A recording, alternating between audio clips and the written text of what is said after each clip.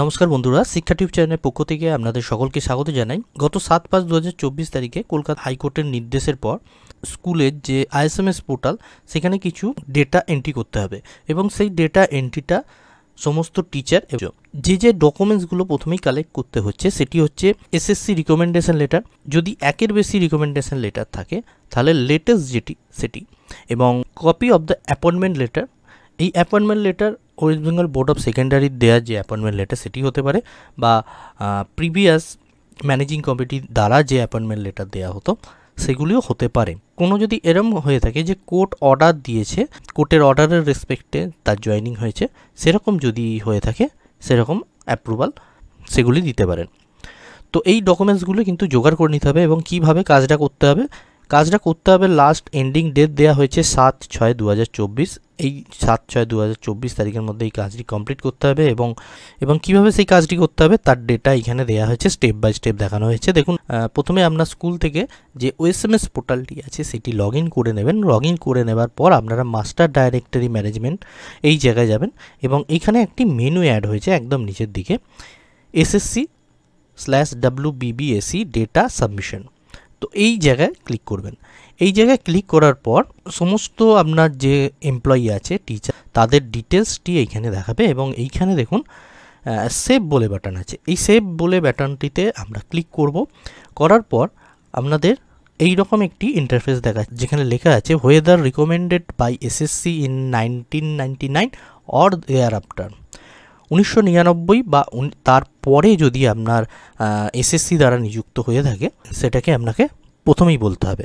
তো যদি ইয়েস হয়ে থাকে তো ইয়েস করবেন, যদি নো হয়ে থাকে নো করবেন।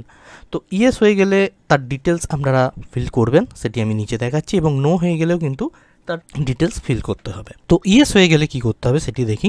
যদি ইয়েস হয় তাহলে কিন্তু দেখুন SSC recommendation memo number latest যেটি সেটি দিতে হবে এবং মেমোর ডেট এইখানে দেবেন। দেখুন, West Bengal Board of secondary appointment memo number latest যেটি সেটি দেবেন এবং মেমোর ডেট এইখানে। এবং রেকমেন্ডেড ডিস্ট্রিক্ট, এখানে ডিস্ট্রিক্ট দেবেন। রেকমেন্ডেড স্কুলের নাম দেখুন এখানে ড্রপ ডাউন, নিশ্চয়ই ড্রপ ডাউন থেকে স্কুলের নাম নিশ্চয়ই চলে আসবে। এবং এটিকে ভালো করে চেক করে নেবার পর এখানে সাবমিট করতে হবে। এবং দেখুন, যদি নো হয়, যদি আপনি নো করে থাকেন তাহলে দেখুন দুটি অপশান আছে, through approval of panel send by MC, প্যানেলে অ্যাপ্রুভ হওয়ার পর সেটি দেবেন। Through order by honourable court, যদি কোর্ট দ্বারা নিযুক্ত হয়ে থাকে কোর্টের অর্ডারের রেসপেক্টে তাহলে সেটি দেবেন। এবার দেখুন এইখানে পেন্ডিং বলে দেখাচ্ছে, এই পেন্ডিংটা কিন্তু যতক্ষণ না DI অফিস থেকে এটি ভেরিফিকেশান করে দিচ্ছে ততক্ষণ কিন্তু এখানে পেন্ডিং দেখাবে। এবং যতক্ষণ পেন্ডিং আছে ততক্ষণ কিন্তু আপনি এই এডিটের কাজটা করতে পারবেন। যদি কোনো এডিট করার থাকে সেই কাজটি করতে পারবেন।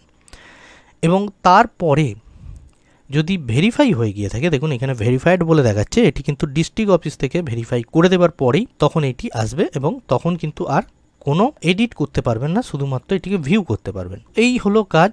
এই কাজটিকে আপনাকে 7/6/2024 তারিখের মধ্যে এটিকে কমপ্লিট করে নিতে হবে। এবং এগুলির হার্ড কপিও কিন্তু DI অফিসে জমা দিতে হবে।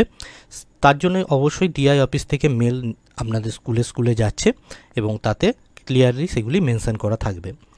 তো আশা করি আপনাদের এই ইনফরমেশনটি ভালো লেগে, চ্যানেল নতুন হলে চ্যানেলটি অবশ্যই সাবস্ক্রাইব করুন এবং পাশে থাকা বেল আইকনে অবশ্যই অল নোটিফিকেশান অন করে রাখুন। ধন্যবাদ, ভালো থাকবেন।